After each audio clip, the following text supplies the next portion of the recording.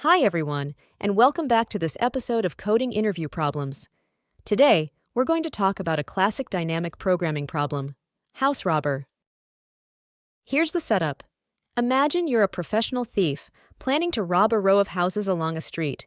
Each house has some amount of cash in it, but there's a catch. You can't rob two adjacent houses or the alarm will go off. So here's the big question.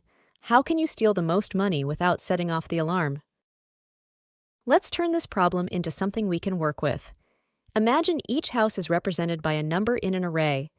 That number tells you how much cash is inside. For example, say you've got 4 houses with values 2, 7, 9, 3.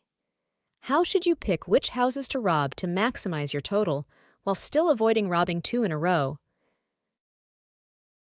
One option is to rob the first and third houses, 2 plus 9, which gives us 11. Another choice is to rob the second and fourth, 7 plus 3, totaling 10. Since 11 is more than 10, going with the first and third houses is clearly better. Now you might be thinking, wait, why not just rob the second and third houses? That's 7 plus 9, which makes 16. Sounds like a win, right? But hold up. That breaks the rule. Those 2 houses are right next to each other, and robbing both would trigger the alarm. That's game over. There's one more thing that's easy to overlook. The rule only says you can't rob 2 adjacent houses. It doesn't say you have to rob every other house in a strict pattern. For example, if the houses are 10, 1, 1, 5, the best strategy is to rob the first and the last ones, 10 plus 5 equals 15. It's totally fine to skip more than one house as long as you're not hitting 2 in a row. So what's the takeaway here? To make the best decision, you can't just look at how much money is in one house. You have to think about how robbing or skipping that house affects your total in the long run. You need to make a strategic decision based on the relationship between current and previous houses. Since this is a classic dynamic programming problem, let's approach it from the bottom up. Take this example array, 2, 7, 9, 3, 1, 5, and 8. We'll build a table to keep track of the best decision at each step. If there's only one house, super easy, rob it. The max you can get is 2. If there are 2 houses, you can't rob both. Just pick the one with more money. In this case, 7 is greater than 2, so we take 7. What about 3 houses? Now we have to make a choice. Rob the first and third, 2 plus 9 equals 11. Or rob only the second house, which gives us 7. 11 beats 7, so we go with the first and third houses. Now, moving on to the fourth house. At this point, it's a good time to pause and think. Sure, we could still try listing out all the possible combinations. But as the number of houses increases, the number of combinations quickly explodes. Clearly, brute force just doesn't scale. It's not a practical solution for larger inputs. So it's time to change our approach, from brute force to dynamic programming or recursion. Let's say you're standing in front of the fourth house, deciding whether to rob it or not. You've got 2 options, rob it or skip it. No third choice. If you rob it, then you can't rob the third house. But you can add the money from this house to the best result you could get from the first 2 houses. That's F2 plus 3. We already know F2 is 7, so 7 plus 3 gives us 10. If you skip the fourth house, then your best result is just F3, which is 11. Compare the two, 10 versus 11. Skipping this house actually gives you more money, so F4 equals 11. And this gives us a pattern. In general, for any house at index I, you have 2 choices. 1, don't rob it. Then your best result is whatever you had at I-1. 2, rob it. Then you must skip I-1 and instead add the money in house I to the result at I-2. You pick whichever of these 2 options gives more money. So the recurrence formula is, to get f of I, you just take the bigger of 2 things, either f of I-1 or f of I-2 plus the money in house I. That means, either skip this house and take the best result so far, or rob this house and add its value to the result from 2 houses back. Take the bigger of the 2. Once we have this formula, we can use it to fill out the table step by step. For example, to compute F5, we look at 2 options. First, skip house 5. That gives us F4. Second, rob house 5. Take F3 and add the money in house 5. Whichever is bigger becomes F5. We keep going like this, one house at a time. When we reach the last house, the final value in our table is the answer, the maximum amount we can rob from the entire row of houses. This approach is like walking through a decision tree, one branch at a time.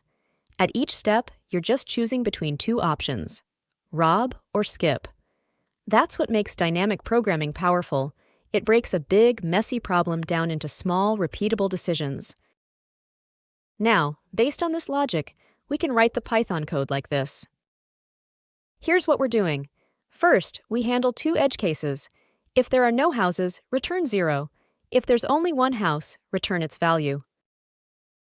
Then we initialize two variables.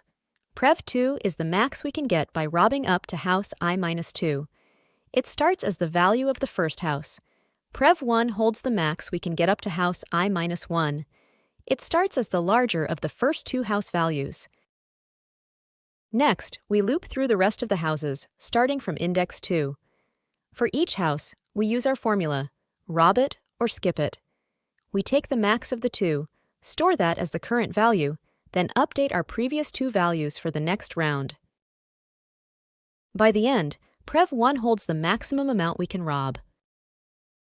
We only go through the array once, so the time complexity is O of n, and since we're only using a couple of variables, the space complexity is O of 1, super efficient.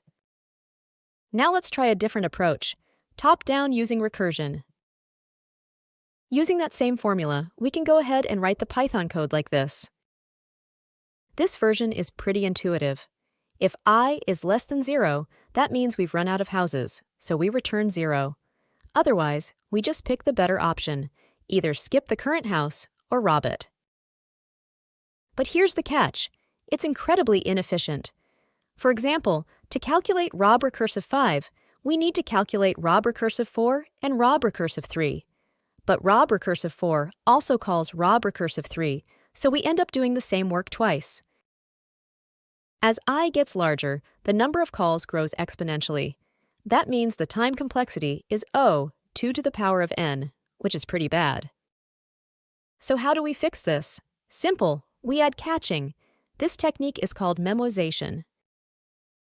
We use a dictionary to remember results we've already computed. With memoization, we only solve each subproblem once. That brings the time complexity down to O of n, and the space complexity is also O of n because of the memo table. This recursive style mirrors the original problem structure, and it's great for people who like to think top-down. But in most real-world or interview scenarios, unless recursion is explicitly required, I'd recommend the bottom-up iterative version instead.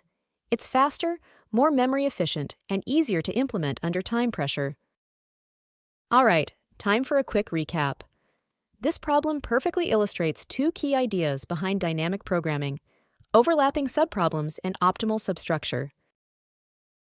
Overlapping subproblems means that when we solve the problem recursively, we keep hitting the same subproblems over and over, for example, calculating the result for the same index multiple times.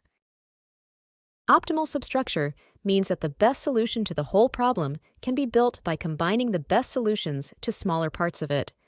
In this case, the best result for house I depends only on what we already figured out for house I-1 and I-2, and nothing else. Because of these two properties, we're able to solve this problem efficiently using recursion plus memoization, or with a simple bottom-up loop. And that's it for today's deep dive into the house robber problem. If you found this video helpful, don't forget to like, subscribe, or share it with a friend who's prepping for interviews. Thanks for watching, and I'll see you in the next one.